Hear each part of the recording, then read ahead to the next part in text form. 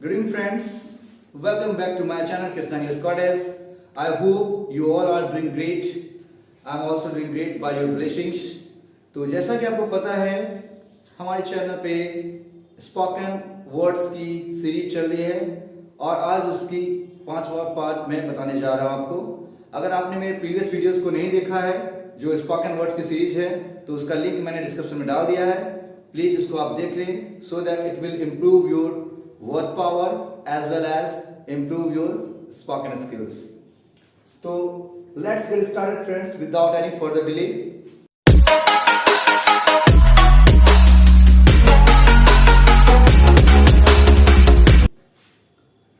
तो हमारा जो पहला वर्ड है देखते हैं क्या है, at the 11th hour.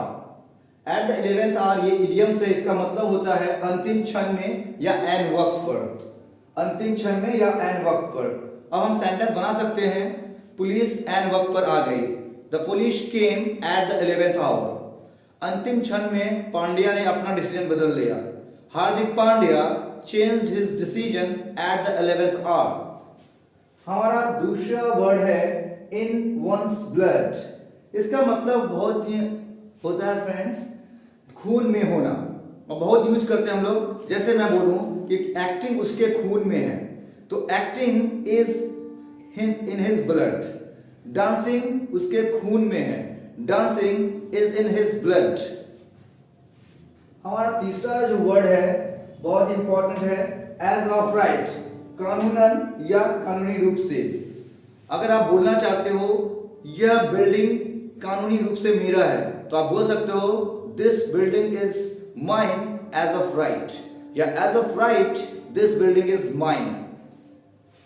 हमारा अगला वर्ड है मिस्टूक फो, किसी को गलत समझ बैठना अनजाने में। हमारे साथ बहुत बार ऐसा हुआ है फ्रेंड्स, कभी आप रास्ते में जा रहे हो या किसी मीटिंग में हो या किसी पार्टी में हो तो आप किसी अपने फ्रेंड को कोई और समझ लेते हो। जैसे एग्जांपल बना सकते हो, मैंने अमन को राहुल समझ लिया। आई मिस्टूक राहुल फॉर अमन। हमारा अगला वर्ड है रैंगल विथ। रैंगल विथ का मतलब होता है तू मैं करना। यहाँ पे डब्ल्यू वर्ड जो है साइलेंट है तो इसको पढ़ेंगे रैंगल विथ। तो तू मैं करना, जब लड़ाई झगड़ा होता है तो हम बोल सकते हैं स्टॉप रैंगलिंग विथ अदर्स। दूसरों से तू मैं करना बंद करो। डोंट रैंगल विथ एनीवन, किसी से तू मैं मत करो। हमारा अगला वर्ड है ऑफ नो यूज। इसका मतलब होता है किसी काम का ना होना या बेकार। तो अगर आपका कोई चीज या कोई इंसान आपके किसी काम का नहीं है तो आप उसके लिए बोल सकते हो this bike is no use of me, यह बाइक मेरे किसी काम का नहीं है। This marker is no use of me, या फिर नो यूज टू मी, यह मार्कर मेरे किसी काम का नहीं है। हमारा अगला वर्ड देखते हैं friends, bring somebody back to reality। यहाँ पे मैंने SB लिखा है, SB का मतलब somebody हुआ। तो यहाँ पे आप जिस किसी को भी बोलना चाहते हैं वहां पे उस व्यक्ति का नाम आएगा, चाहे वो नाउन या प्रोनाउन हो। अब देखते हैं सेंटेंस कैसे बना सकते हैं। यहाँ पे इसका मतलब होता है किसी को उसकी औकात दिखाना। तो आप बोल सकते हो एक दिन मैं तुम्हें तुम्हारी औकात दिखाऊंगा। One day I will bring you back to reality. One day I will bring you back to reality. हमारा अगला वर्ड है ग्लोरीफाई वंस नेम, किसी का नाम रोशन करना या किसी का नाम गौरवान्वित करना। तो आप बोल सकते हो एक दिन मैं अपने माँ बाप का नाम रोशन करूंगा या करूंगी। One day I will glorify my parents name, या बोल सकते हो one day I will glorify my countries name. तो आप इस वर्ड्स का सेंटेंस यूज करके अपने इंग्लिश को और भी स्टाइलिश एंड पॉलिश कर सकते हो फ्रेंड्स। अब देखते हैं हमारा अगला वर्ड है जो कि बहुत इंपॉर्टेंट है, ऑन द वर्ड्स ऑफ। क्या पढ़ेंगे? ऑन द वर्ड्स ऑफ का मतलब होता है के कगार पर।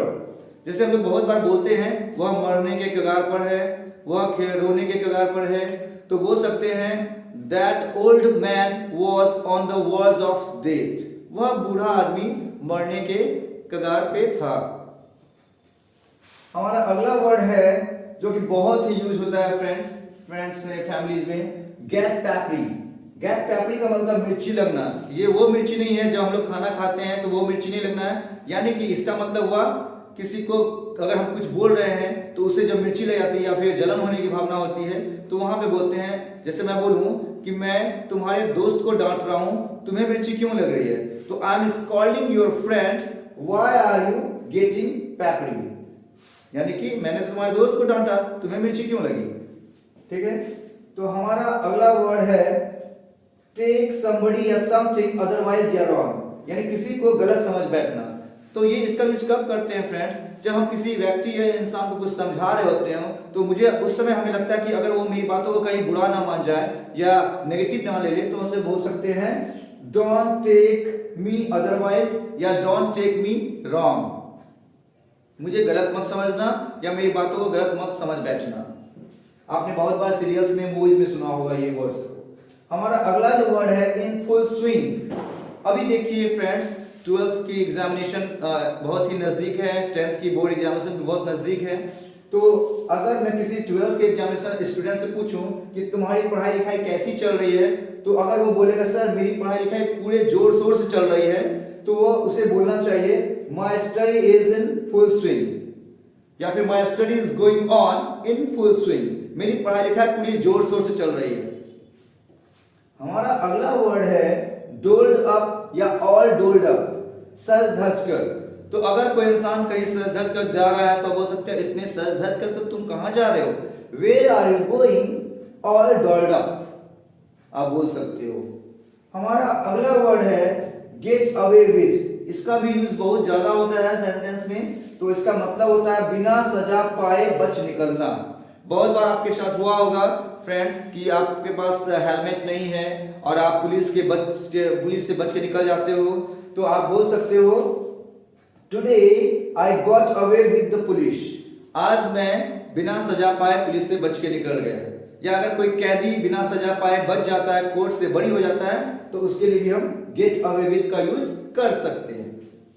और हमारा अंतिम और आखिरी वर्ड है friends give somebody full rain. ये इस इडियम्स का मतलब होता है किसी को पूरी छूट देना, खुली आजादी देना।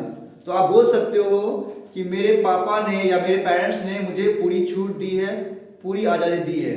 तो my parents have given me full rein, my parents have given me full rein to do anything in my life. मेरे माँ बाप ने या मेरे पेरेंट्स ने मुझे पूरी आजादी दी है कि मैं कुछ भी कर सकता हूँ या मैं कुछ भी कर सकती हूँ। तो देखा फ्रेंड्स आपने कितना आसान और सरल था। और प्लीज अगर आप इसका नोट डाउन करना चाहते हैं तो नोट डाउन कर ले या आप इसका स्क्रीनशॉट ले लें।